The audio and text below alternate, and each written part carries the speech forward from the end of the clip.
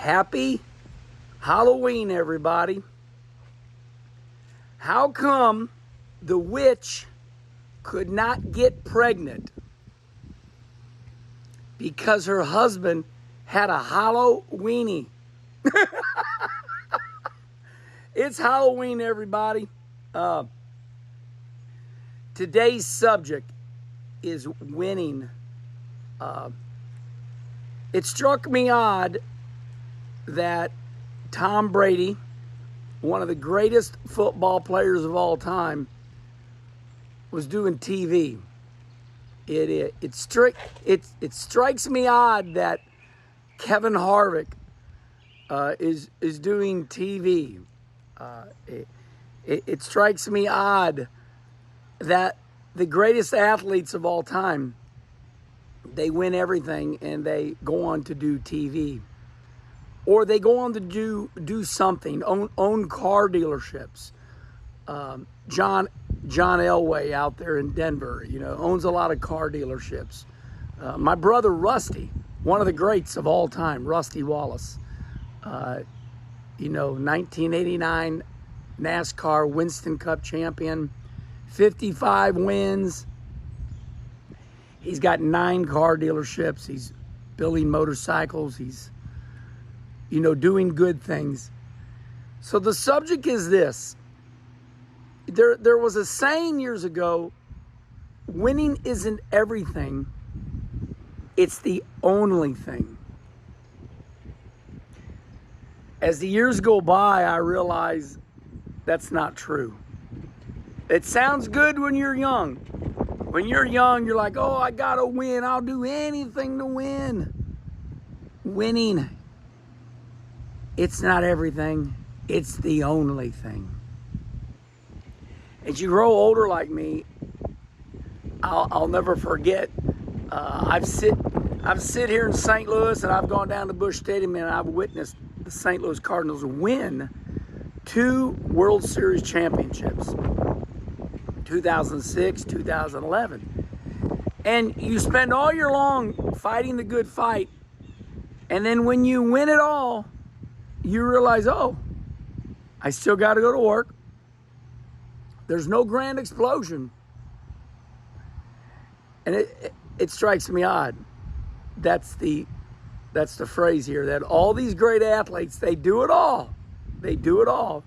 And in the end, they just still go find another job and do something. They've got plenty of money, but now they're just looking for something to do. The Chicago Cubs, their fans, I got a lot of friends up in Chicago, and they are our friendly rivalry. And I sit there and I watch the Yankees have a lot of errors last night, and they lost the World Series because they weren't good enough. They're a great team, but they lost. And they did not deserve to win because they created too many errors. I'm a baseball guy. I know all about baseball. So I told my friends in Chicago, when they finally won the World Series after 100 years, I think it was 103 years, respond right here. I think the Cubs, God roughed them up, made them wait 103 years. So I told some of my friends up there, I said, be careful now. And I'm serious. I said this. If my buddy John Scatoni's listening right now, I probably didn't tell John, but I told some of my friends, I said, when the Cubs win the World Series, you're going to realize a day or two later, that's all there is to it. You're still going to go to work. They're still going to send you bills. And it's just something that happens. But there's no grand explosion. There's no euphoric situation. It's just kind of that. It's kind of like 4th of July. You light a bottle rocket up, and it fizzles out. So here's the point. The point is this phrase that I learned. Be careful. Competition will kill you. Be careful. Competition will kill you. So the whole time you're competing, you're like, you feel like if you win, that you will be able to solve world peace. We have fun around town here, us local dirt racers, and that's all we are. Now, we try to make, a mountain out of a molehill. We try to think if we win the feature on Saturday night at Peevely that, oh my God, we're millionaires. We go down there, we get our $700, get our trophy, and I put those sumbitches all around the shop. And the reason I put those trophies all around the shop is because I like a good backdrop for my sponsors, and plus I'm a little bit of a smart ass. People have roughed me up. I got some issues I'm working through. Specifically, I never won a cup race. Now I won 9 Xfinity races and got some good stats, but I never won a cup race, and that bothers me. That pisses me off. It's kind of like Mark Martin never winning a championship. We will get over it. We're fine. We're fine, okay? The reason I got all those trophies on display up there is so when people go, hey, Wallace, how many dirt races have you won? It's like, I don't know, count all the trophies.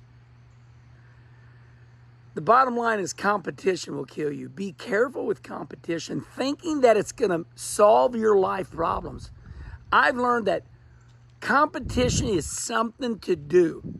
If you can do it and make a living at it, that's awesome.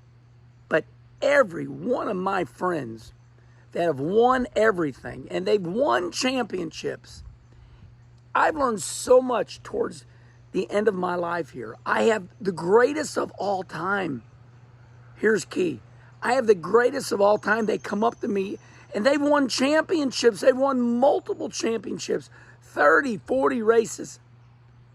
But it comes so easy to them. You know what they ask me? Herman, how are you so happy?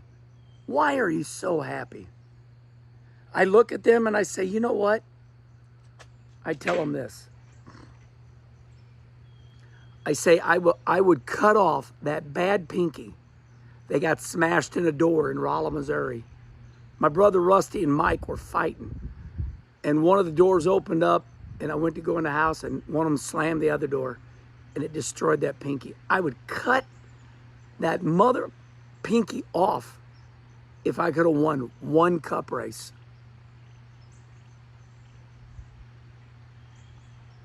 About 10 years ago, my mom said something to me. She goes, Ken, hon, I know it bothers you that you never won a cup race, but God gave you your due later in life. And it is true. Now I'm okay with it. I truly am. I was kind of acting. Now, would I have liked to have won a cup race? Yes. But I'm using myself as an example. Here's the bottom line. Be careful, everybody. Competition will kill you, because the best, Tom Brady, 7-time, oh, it's great. He won all them Super Bowls, but he got a divorce and he's on TV. And the beat goes on. So competition will not solve all your problems. Just because you win an old dirt race, pays 50 grand to win, well, that money's gone. That's gone. Oh, I sure like winning. I do win a lot. But later that night, it's just over. Do not judge your self-worth through the way that race car runs or your competitors. It's a tough lesson to learn. Respond right here.